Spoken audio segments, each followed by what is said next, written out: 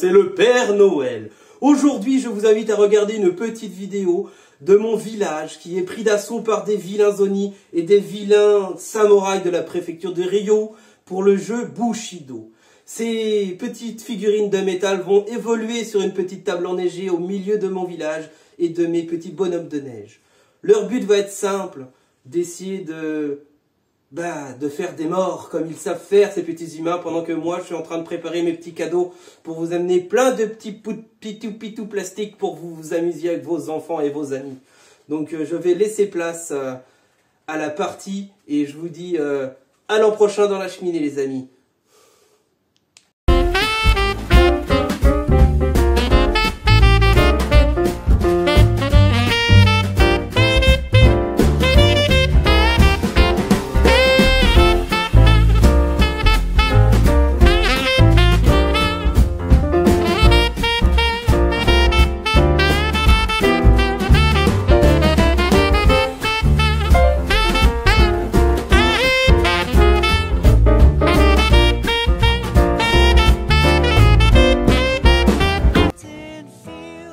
Concernant la faction de la vague sauvage, aujourd'hui je vais vous jouer exceptionnellement pour Noël les lutins du Père Noël, une petite bande d'Oni accompagnée d'un petit lutin et de leur petit chien de Noël. Donc on va commencer par la présentation du chien, ça sera le Nyan de la Horde. Ensuite nous aurons Goro, un Onisho qui sera accompagné, qui va plutôt accompagner Bobata le sonneur de cloche. Ensuite nous allons avoir le Rachak le destructeur, avec son petit objet dans les mains pour taper une porte d'Oni en miettes.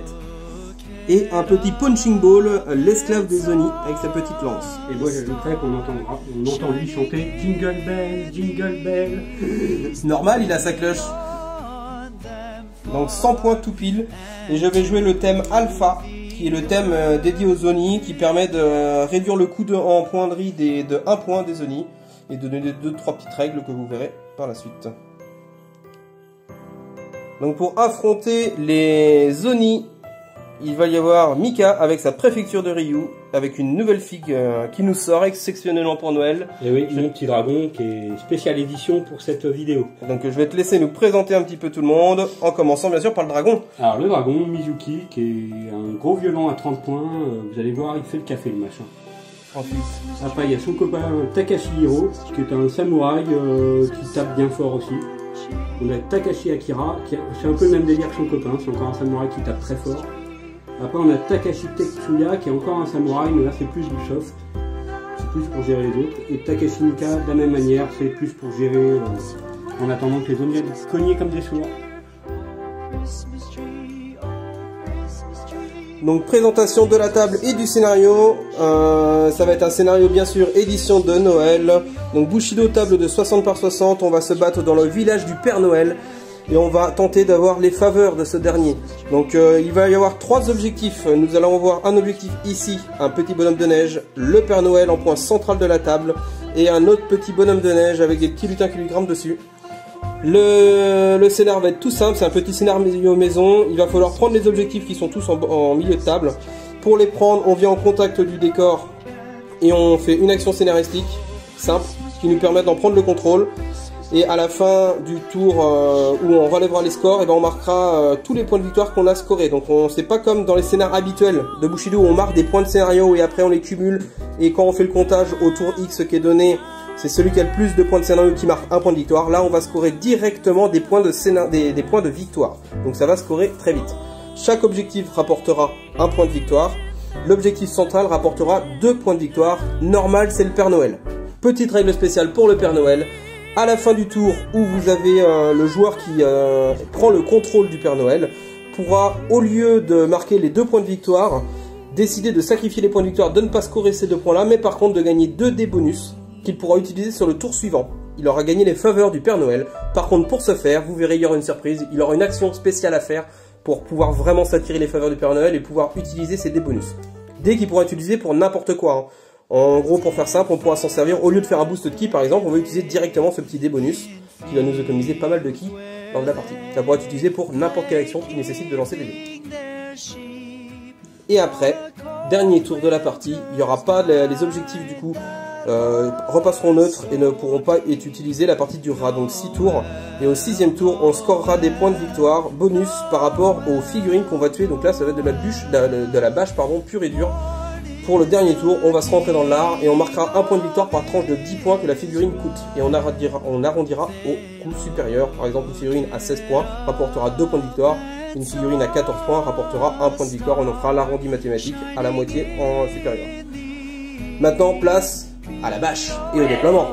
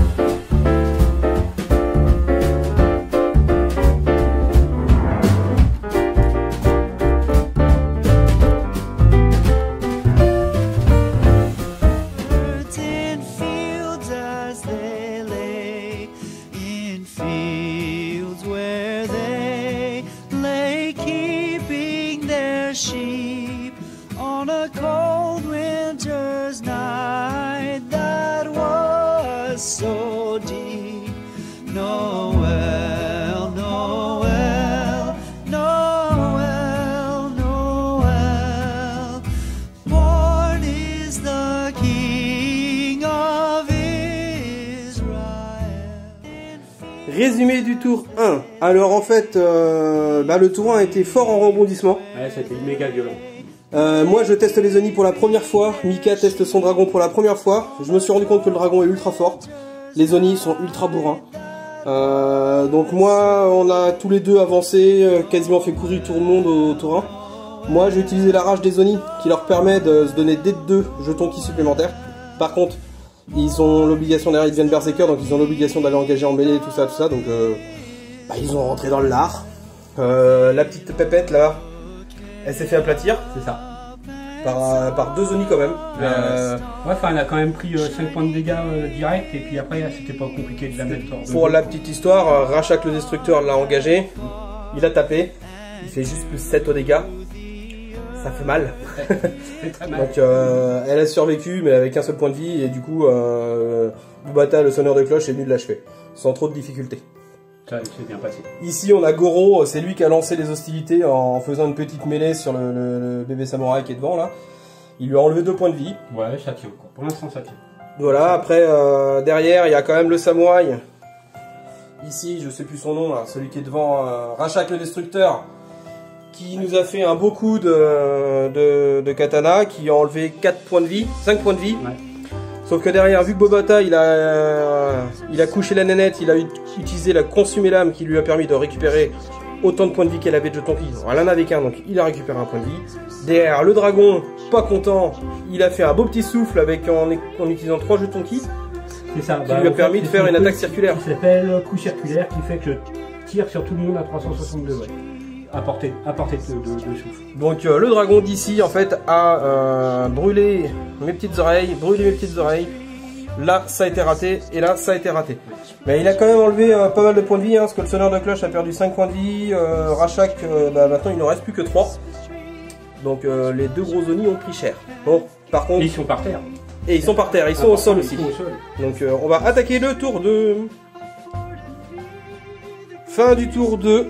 Et ça sera la fin de la partie parce que moi je déclare forfait. C'est dommage pour une partie de Noël, mais bon, c'est le jeu, c'est les dés, c'est comme ça, c'est la vie.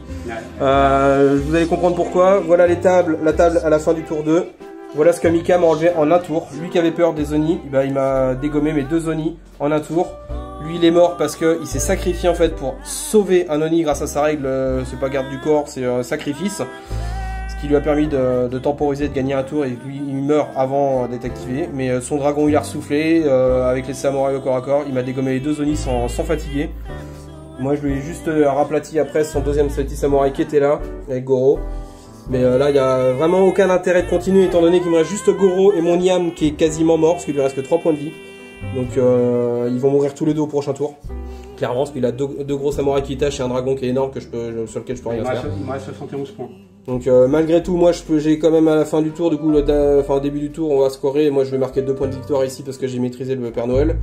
Mais ça changera pas l'issue parce que de toute façon Mika lui il va aller directement la marquer ici, là il va pouvoir prendre ici et après il va m'occuper là et lui il va scorer ces deux là tous les tours et moi je pourrais pas les marquer.